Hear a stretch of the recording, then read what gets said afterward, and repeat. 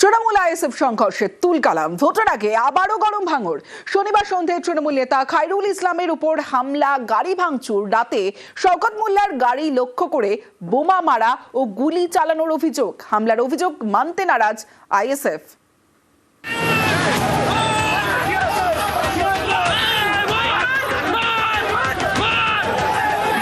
উত্তর 24 পরগনায় বিনাখায় তৃণমূল আইএসএফ এর মারামারি।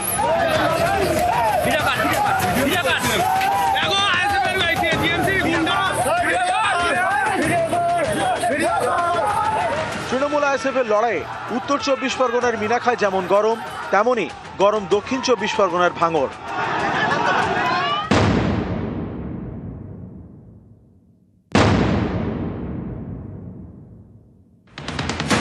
সামনেই বিধানসভা ভোট, তার আগে আবার গরম ভাঙড়।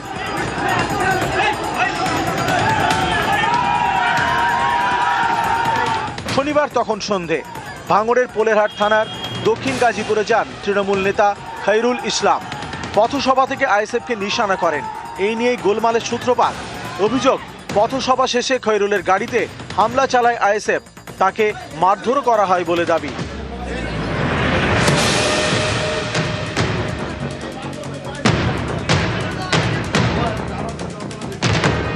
এলাকায় যান ভাঙড়ের তৃণমূলের পর্যবেক্ষক শওকত মোল্লা। তিনি খৈরুলের সঙ্গে দেখা করেন, এরপর পোলেরহাট থানায় অভিযোগ জানান। থানা থেকে বেরোনোর পর ফের গোলমাল। অভিযোগ, শওকতের গাড়ি লক্ষ্য করে বোমা ছোড়া হয়, চালানো হয় গুলি। তৃণমূল নেতার নিশানায় আইএসএফ। এই ঘটনায় একাধিক জনকে গ্রেপ্তার করে পুলিশ।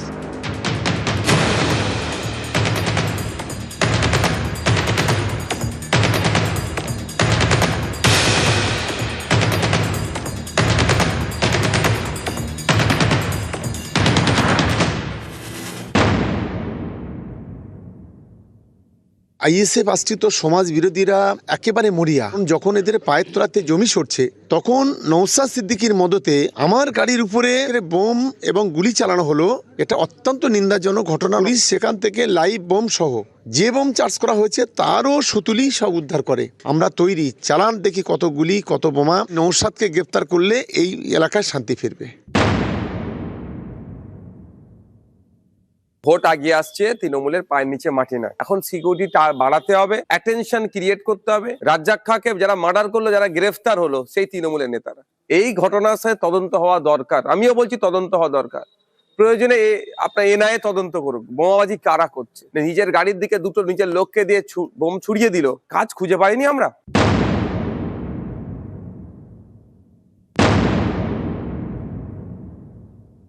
ভাঙড়কে তৃণমূল কংগ্রেস ভাগাড়ে পরিণত করে দিয়েছে এবং সেখানে বোমা গুলি এটাই চলছে, আর কিছু চলছে না। যা পরিস্থিতি ওখান তো এখনই মনে হয় ওখানকার এসপির হাত থেকে ক্ষমতা নিয়ে ওখানে সেন্ট্রাল বাহিনীর হাতে ক্ষমতা দিয়ে দেওয়া হচ্ছে। আচ্ছা, ওরা আর কোথায় কোথায় কেন্দ্রীয় বাহিনী মোতায়েন করবে? আগের বারে লোকসভা নির্বাচনে জম্মু কাশ্মীরের থেকে বেশি কেন্দ্রীয় বাহিনী পশ্চিমবঙ্গে পাঠিয়েছে। বলেছিল পশ্চিমবঙ্গে নাকি বিজেপির আসন বাড়বে, কমে গেছে, তৃণমূল বেড়ে গেছে। তো সুকান্ত, ওরা আর কোথায় কোথায়, ওনাদের বাড়ির চৌকাঠ থেকে শুরু করে আর কোথায় কোথায় চান?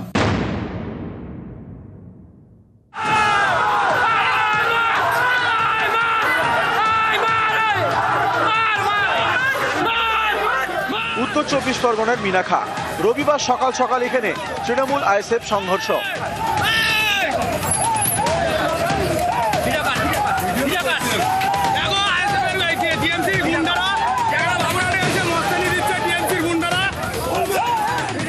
অভিযোগ, পতাকা লাগানো নিয়ে ঝামেলা শুরু, সেই থেকে মারামারি।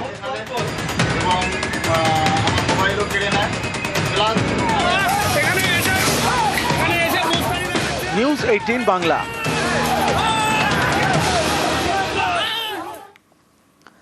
সুপ্রিম নির্দেশে জুডিশিয়াল অফিসার নিয়োগ। বিকেলে ভার্চুয়ালি বৈঠকে প্রধান বিচারপতি। জুডিশিয়াল অফিসারদের সঙ্গে ভার্চুয়াল বৈঠক প্রধান বিচারপতি। প্রধান বিচারপতির বৈঠকে মুখ্য সচিব, ডিজি, সিপি। সরাসরি চলে যাব, সান্নিক রয়েছে আমার সঙ্গে। সান্নিকের সঙ্গে কথা বলবো। সান্নিক, এখনো পর্যন্ত বৈঠক চলছে না বৈঠক শেষ হয়েছে, কি আপডেট?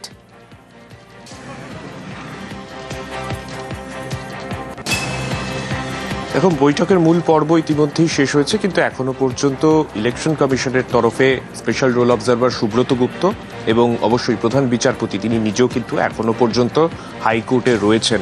যেটা মনে করা হচ্ছে আগামী কাল থেকেই যে প্রক্রিয়া শুরু হবে, অর্থাৎ জুডিশিয়াল অফিসাররা তাদের যে ভূমিকা পালন করতে হবে সেই কাজ আগামীকাল থেকেই তারা শুরু করবেন। তার ঠিক আগে কিভাবে কাজ হবে সেই সমস্ত কিছু নিয়ে একটা স্পষ্ট বৈঠক আজকে হাইকোর্ট চত্বরেই একেবারে হয়ে গেল কিছুক্ষণের মধ্যে। যে ছবিটা আমরা দেখতে পেলাম, রাজ্য সরকারের তরফে মুখ্য সচিব, স্বরাষ্ট্র সচিব, এছাড়াও পুলিশের তরফে ডিজি এবং কলকাতা পুলিশের কমিশনার প্রত্যেকে উপস্থিত ছিলেন আজকে এই বৈঠকে। এবং এই বৈঠকে জুডিশিয়াল অফিসাররা তাদের কি ভূমিকা থাকবে, প্রায় 250 জন জুডিশিয়াল অফিসার যারা মূলত ডিস্ট্রিক্ট জাজ এবং অ্যাডিশনাল ডিস্ট্রিক্ট জাজ পদমর্যাদার আধিকারিক, তাদেরকে কালকে থেকে যে ভূমিকা পালন করতে হবে সেই সম্পর্কেই একটা সম্যক ধারণা তাদের কাছে তুলে দেওয়া হলো আজকের এই বৈঠকের মাধ্যমে। শানিক, আরো একটা বিষয় যে জুডিশিয়াল অফিসারদের জন্য আলাদা পোর্টাল রয়েছে এবং আলাদা আলাদা লগইন দেওয়া হবে প্রত্যেককে, সিসি ক্যামেরার ব্যবস্থা থাকছে। শানিক,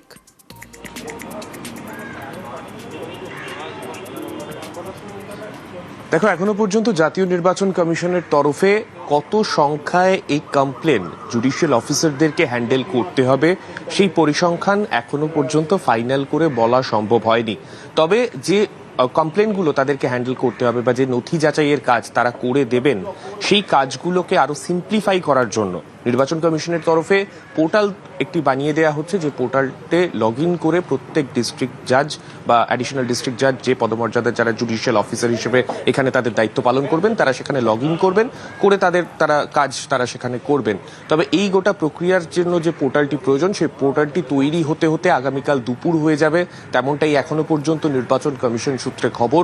তারপরেই যারা জুডিশিয়াল অফিসাররা রয়েছেন তারা সেই পোর্টাল মারফত তাদের কাজ সেখানে করতে পারবেন। তমশ্রী, বেশ শানিক, এসআইআর এর বিচার বিভাগ জুডিশিয়াল অফিসারদের জন্য পোর্টাল তৈরি, কাল দুপুরের মধ্যে পোর্টাল তৈরির কাজ শেষ হবে।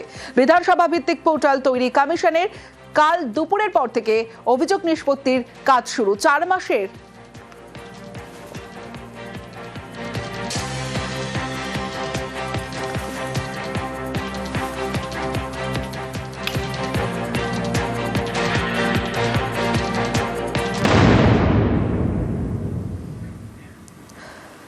মাসে 2 সন্তান, 4 মাসের ব্যবধানে 2 সন্তানের জন্ম। সাবিলা বিবি 7 এপ্রিল 1994 সালে জন্মগ্রহণ করেন। আবার শেখ আব্দুর রহমান, তিনি 15 আগস্ট 1994 জন্মগ্রহণ করেন। মানে ফারাক মাত্র 4 মাস। এসআইআর এর তথ্য যাচাইয়ে জালিয়াতির প্রকাশ্যে ভাঙড়ের এক ব্যক্তির 7 সন্তান, তার মধ্যে 2 সন্তান, আর সেই 2 সন্তানের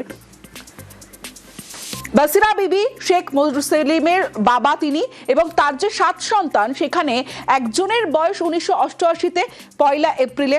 শামিমা বিবি, তিনি 13 জুন 1991-তে জন্মগ্রহণ করেন। 3 বছর 3 মাসের বয়সের ফারাক। সাবিলা বিবি 7 এপ্রিল 1994, 2 বছর 10 মাসের ফারাক শামিমা বিবির সঙ্গে।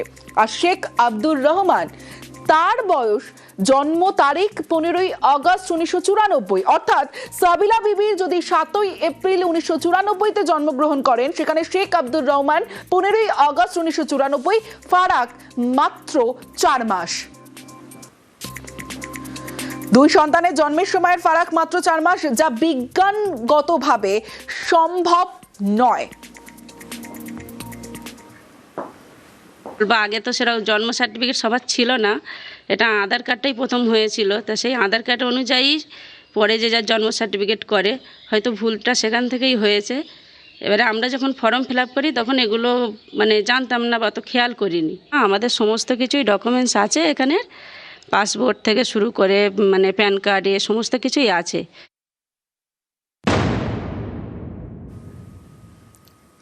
জেলা থেকে সরাসরিতে এবার কাথির খবরের দিকে নজর রাখতে হবে। বিজেপি বিধায়ককে ঘিরে বিক্ষোভের মুখে উত্তর কাথির বিধায়ক সুমিতা সিনহা। ঝাঁটা নিয়ে বিক্ষোভে তৃণমূল সমর্থকরা, গৃহ সম্পর্ক অভিযানে গিয়ে বিক্ষোভের মুখে বিধায়ক। দেখুন।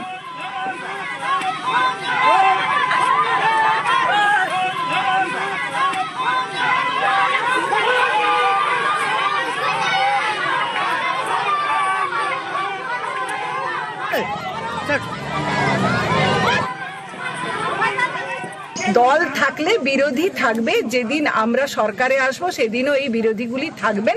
তাদেরকে কিভাবে ট্যাকেল করতে হয় আমাদের শুভেন্দুবাবু তথা নরেন্দ্র মোদীজি জানেন। ভাজা চাউলিতে যেটা হয়েছে আপনারা জানেন যে বিজেপির যিনি এমএলএ আছেন দীর্ঘদিন উন্নয়নের সঙ্গে যুক্ত নেই, মানুষ উন্নয়নটা কী করেছে ওনাকে জানতে চাইছিল। তো সেটা পরপর যেখানেই বিজেপি জিতেছে উন্নয়ন নেই তারই বহিঃপ্রকাশ হয়েছে। আর বিজেপি মিথ্যাচার করবে, বিজেপি সব জায়গায় তৃণমূলের ভূত দেখছে।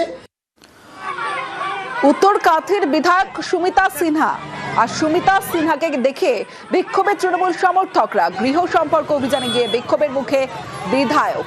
তৃণমূল সমর্থকদের বিক্ষোভে কাঁথির ভাজা চাউলিতে উত্তেজনা।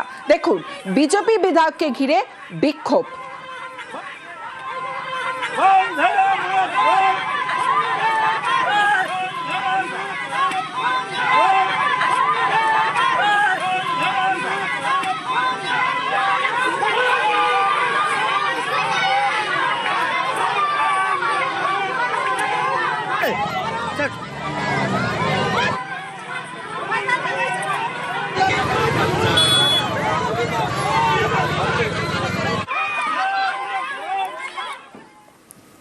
এবার ছবিটা দেখাই প্রথমে। দেখুন পঞ্চায়েত অফিস আর সেই পঞ্চায়েত সমিতিতে শুভেন্দু অধিকারীর ছবি দেখতে পাচ্ছেন। কর্মাধ্যক্ষের ঘর আর সেই ঘরে শুভেন্দু অধিকারীর ছবি। পঞ্চায়েত সমিতিতে শুভেন্দুর ছবিতে আপত্তি। কাঁথির পঞ্চায়েত সমিতির অফিসে উত্তেজনা, প্রতিবাদে কর্মাধ্যক্ষের ঘরে তালা ঝুলিয়ে বিক্ষোভ। বিজেপি পরিচালিত কাঁথি ১ নম্বর পঞ্চায়েত সমিতি, পঞ্চায়েত সমিতিতে শুভেন্দু অধিকারীর ছবি থাকায় প্রতিবাদ। দেখুন কর্মাধ্যক্ষের ঘরে তালা ঝোলালো তৃণমূল।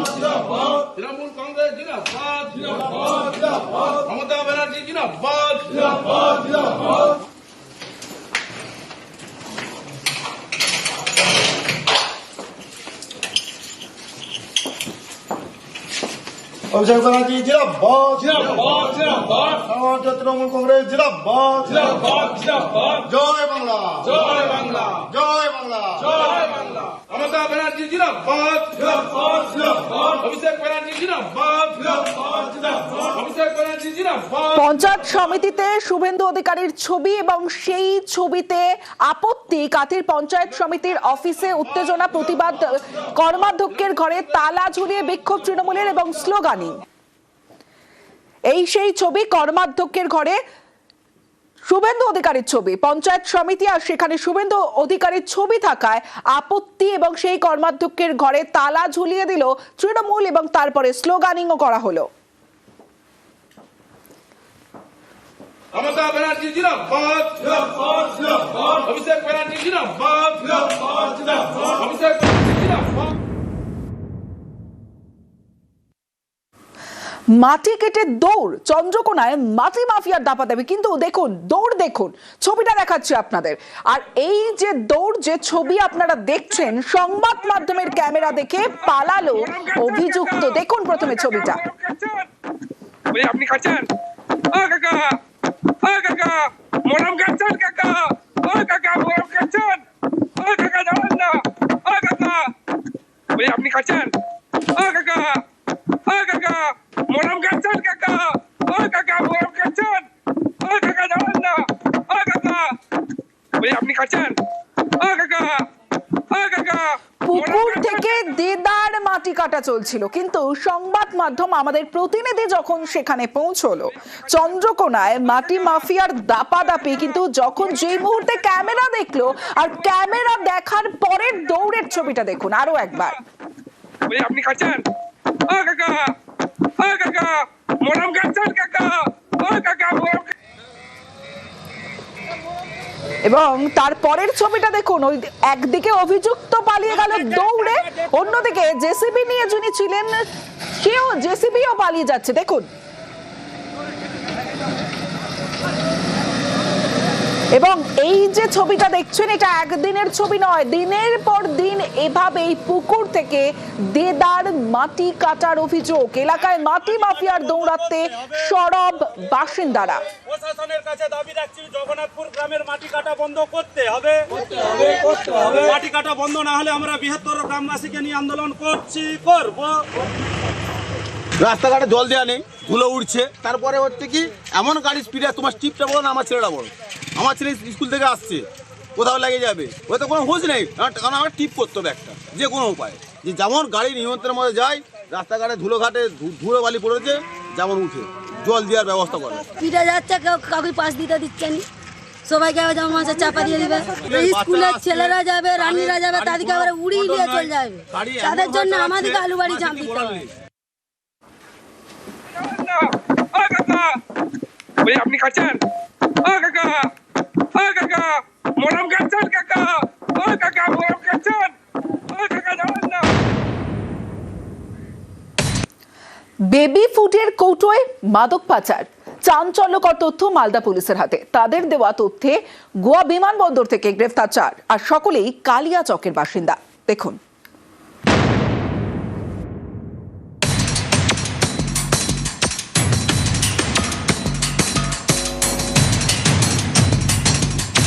মালদার ইংরেজ বাজারের কুমারপুর, কয়েক কিলোমিটার এগোলেই বাংলাদেশ। এমন একটি জায়গায় মাদক কারবারিদের ডেরা। সম্প্রতি সেই ডেরায় হানা দিয়ে ব্রাউন সুগার তৈরির প্রচুর কাঁচা মাল পায় পুলিশ।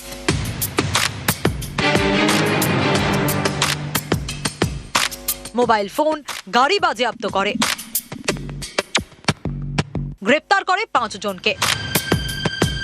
এরপর মাদক পাচার নিয়ে চাঞ্চল্যকর তথ্য হাতে পান তদন্তকারীরা। জানতে পারেন পুলিশের চোখে ধুলো দিতে বেবি ফুডের কৌটোয় মাদক পাচার হচ্ছে।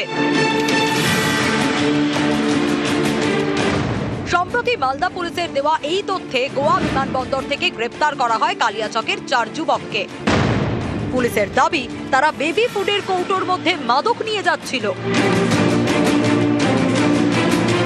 ইন্টারোগেশনে তাদের কাছ থেকে একটা জার রিকভারি করি, যে কন্টেনারে হারবাল লাইম নিউট্রিশন বলে লেখা ছিল, তার ভিতরে ওরা বলে যে এটা ব্রাউন সুগার আছে, কিন্তু আমরা দেখি সেটা একটা সিল জার। আমরা সেটা সিজার করেছি। ডিউরিং ইন্টারোগেশন অফ দ্য ডালিম অ্যান্ড ভেনারুল আমরা দুটো জিনিস জানতে পারি। কলকাতা থেকে এই ব্যবসাটাকে মনিটর করছিল, এখানে তাদের বেশ কিছু র্যাকেটিয়ার্সের আমরা নাম পাই।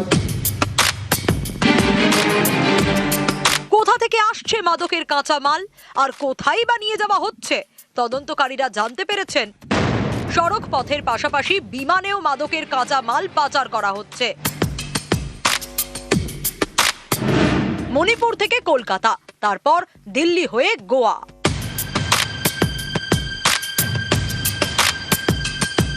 ওরা ইন্টারোগেশনে একটা চাঞ্চল্যকর তথ্য দেয় যে এই ক্রুডটা তারা মণিপুর থেকে আনাচ্ছিল ভায়া প্লেন। ইম্ফল এয়ারপোর্ট থেকে এটা এসে কলকাতা এয়ারপোর্টে নামছিল। ওখান থেকে বেশ কিছু লোক যারা এটা এদেরকে এসে ডেলিভারি দিত। আমরা বেশ কিছু সার্কামস্টেন্সিয়াল এভিডেন্সেস পাই যেগুলো তাদের স্টেটমেন্টকে করবোরেট করছে। আমাদের ইনভেস্টিগেশন এখন প্রসেসে আছে। আমরা যে সমস্ত কনসার্ন অথরিটির সঙ্গে কথা বলার দরকার সেগুলো আমরা বলছি।